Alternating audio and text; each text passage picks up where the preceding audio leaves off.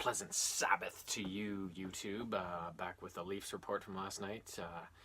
Last night's game was a traditional rivalry of the two of the oldest sports teams in history. The Toronto Maple Leafs and the Montreal Canadiens, bitter rivals. I hate the Habs, probably as much as I can hate any professional sports team.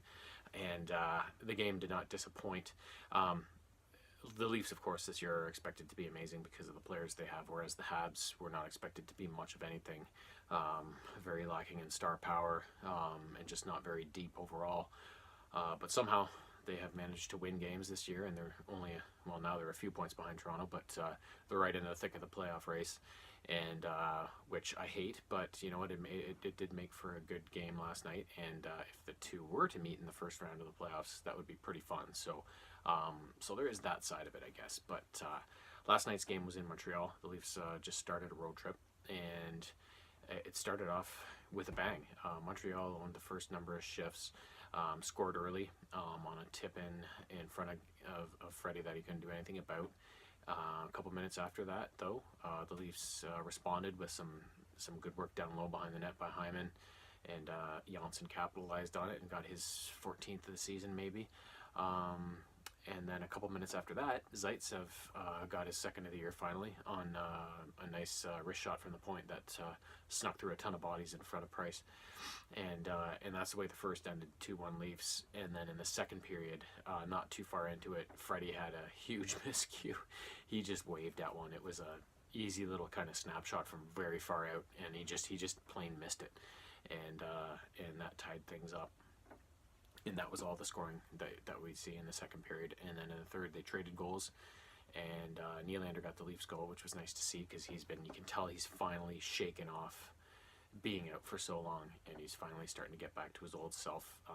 And it's nice to see the puck go in for him after getting back at it. And yeah, and then in the overtime period, not too long into it, the Leafs 3-on-3.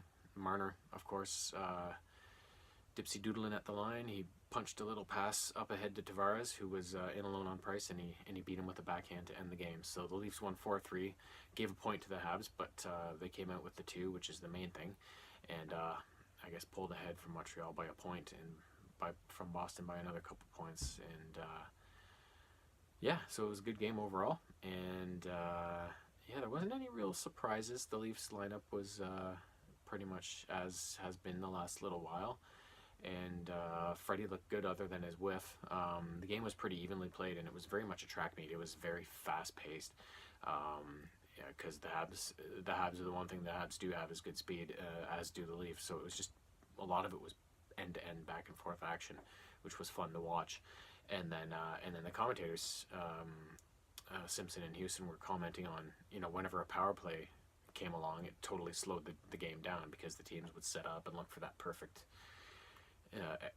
executed goal, and but I don't think anybody scored a power play goal last night, to be honest. It just kind of sucked the life right out of the game until they were able to get back to 5-on-5 and start skating again. So, which it was very weird, but overall, a very entertaining game to watch. And I will be back in about 24 hours from now, because the Leafs in less than an hour now, I guess, are in New York, and they're set to play the Rangers. So hopefully the back-to-back won't hurt them, and Sparks, I'm assuming, can get them 2 points at Madison Square tonight, and continue to keep their buffer between them and their original 6 rivals there. So that is all for now, but I will see you tomorrow.